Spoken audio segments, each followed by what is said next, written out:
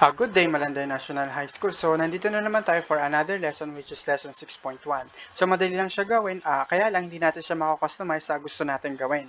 Okay, pero try natin tignan yung instructions ng lesson 6.1. Punta muna tayo sa ating MNHS ICF9 Google site. Dito makikita natin yung download lesson and activities kung saan makakapag-download tayo ng instructions. And also, pwede rin tayo mag-upload kapag nagawa na natin yung activity. And also, pwede rin tayo mag-answer ng additional activities. So, let's check out yung instruction dito sa download lessons and activities. Hanapin lang natin dito yung lesson 6.1. Okay, ito siya, Skittles, creating a pie chart. Click natin.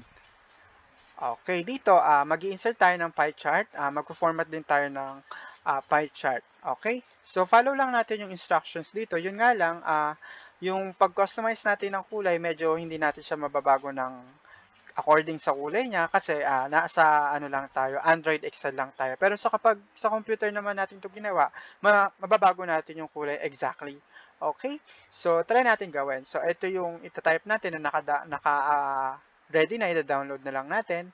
And then ito yung final output natin. As we can see dito, yung purple, yung yellow, yung color niya nakaayos. Pero sa paggawa natin, hindi natin yan magagawa. Okay? Check na lang natin kung paano natin magagawa to. Okay, punta tayo sa ating MNHS ICF9 sa downloads.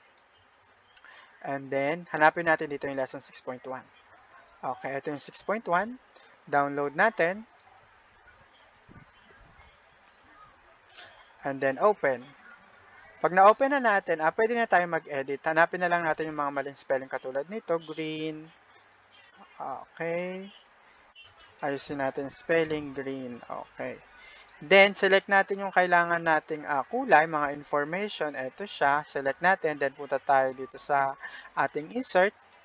And then, hanapin natin yung charts. And then, hanapin natin pie chart. Okay. Hanap lang tayo ng appropriate, which is 2D. Ito siya.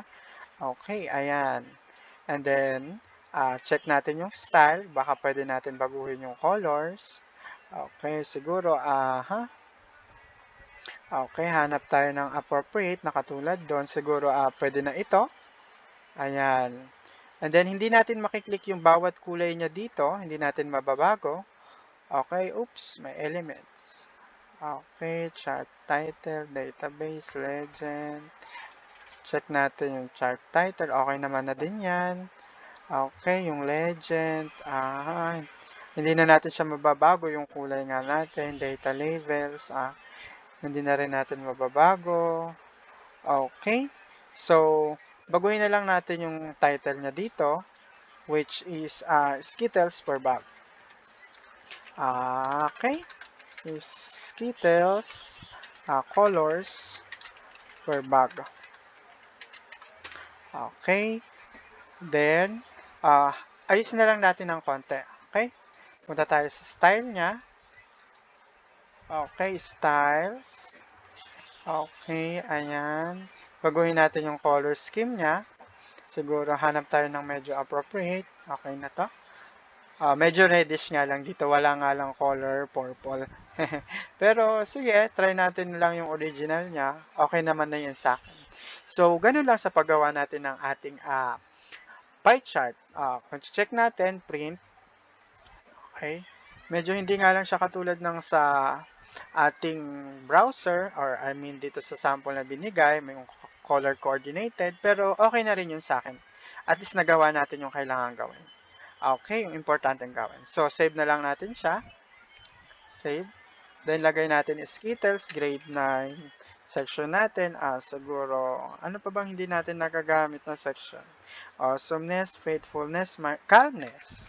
Calmness, and ayan, then pangalan natin, Jaime Sala. Then click natin, downloads, and then save. Then after nun, pwede na natin siyang i-upload sa ating Google site. Punta lang tayo sa ating MNHS ICF9 Google site, upload yung gawa natin. Click natin yung 6.1, appropriate topic, and then fill out lang natin yung information, yan, and then add file tayo. And then, select file yung gawa natin ng 6.1, then click upload. Pag okay na, submit nyo na, and then, checkan ko na lang. After that, pwede na rin tayo magsagot ng ating additional activities. Click lang natin yung additional activities, then choose natin lesson 6.1. Okay, fill out lang natin yung mga information dito. Email address, surname, then grade and session. Then click next para makapagsagot na tayo ng lesson 6.1. So, kung meron kayong mga katanungan sa ating lesson, punta lang tayo sa ating MNHSICF9 Facebook page, click natin yung topics, and then click natin yung mga katanungan, and then dito mag-comment kayo ng mga tanong ninyo. Sasagutin ko naman. And also, pwede rin mag-send sa akin ng messages personally sa Messenger, sasagutin ko rin kayo immediately. So, yun lang para sa ating lesson 6.1.